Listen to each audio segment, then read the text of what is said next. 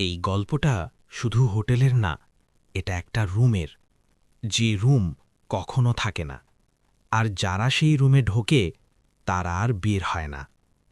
গল্পের নাম রুম 404। ঢাকার পুরনো এক হোটেল, সাদা দেয়াল, হলুদ লাইট, অদ্ভুত নীরবতা। রিসেপশনে একজন মধ্যবয়সী মানুষ, চোখে ঘুম নেই। আমি বললাম, একটা সিঙ্গল রুম চাই। সে বলল, 404 নম্বর রুম খালি আছে। আমি বললাম, ঠিক আছে।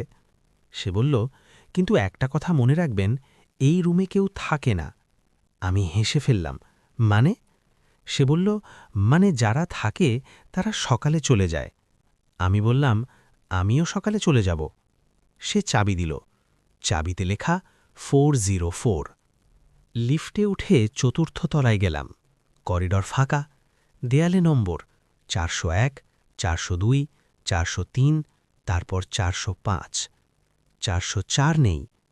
আমি নিচে নেমে গেলাম। রিসেপশনিস্টকে জিজ্ঞেস করলাম, 404 নম্বর রুম পাই না। সে বলল, আপনি ভুল দেখছেন, ওখানেই আছে। আমি আবার উঠলাম।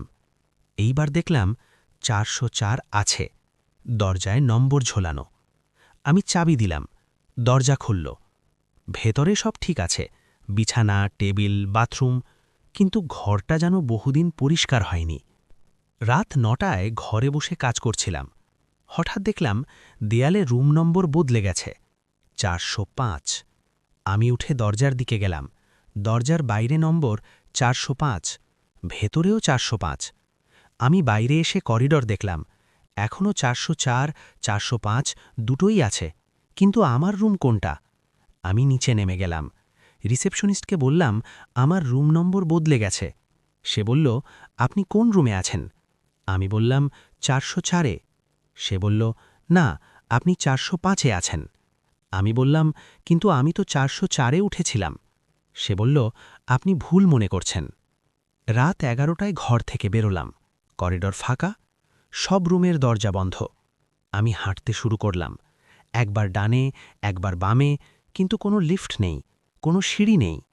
আমি থামলাম, পেছন ফিরে তাকালাম, আমার রুম 405-এর দরজা নেই, শুধু দেয়াল। আমি দৌড়াতে শুরু করলাম, কিন্তু করিডর যেন লম্বা হতে থাকল। দৌড়াতে দৌড়াতেও শেষ পাচ্ছিলাম না। হঠাৎ একটা দরজা দেখলাম, সেখানে লেখা 404। আমি দরজা খুললাম। ভেতরে আমার রুম, সব ঠিক আছে। আমি টেবিলে বসে থাকলাম। হঠাৎ দেখলাম টেবিলে একটা নোট, আগে ছিল না। নোটে লেখা, এখানে আসো না। আমি ভয় পেয়ে উঠলাম, কে লিখল? আমি উঠে দরজার দিকে গেলাম।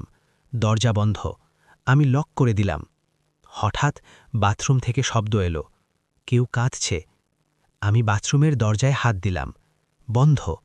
আমি ডাকলাম, কে আছে? কান্না থামল। একটা মেয়েলি কণ্ঠ বলল, আমি এখানে আটকে আছি। আমি বললাম, কে তুমি? সে বলল, আমি আগের অতিথি।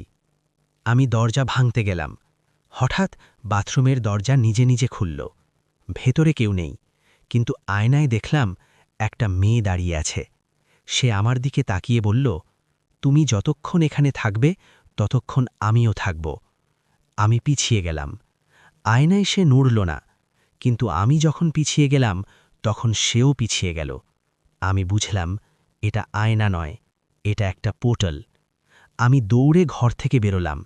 করিডর ফাঁকা, কিন্তু এবার সব দরজার নম্বর একই, 404। আমি নিচে নেমে গেলাম। রিসেপশনে কেউ নেই। ডেস্কে একটা নোট, 404 নম্বর রুম কখনো থাকে না।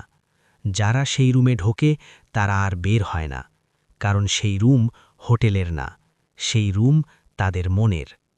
আমি পেছন ফিরে তাকালাম, হোটেলটা নেই, শুধু অন্ধকার।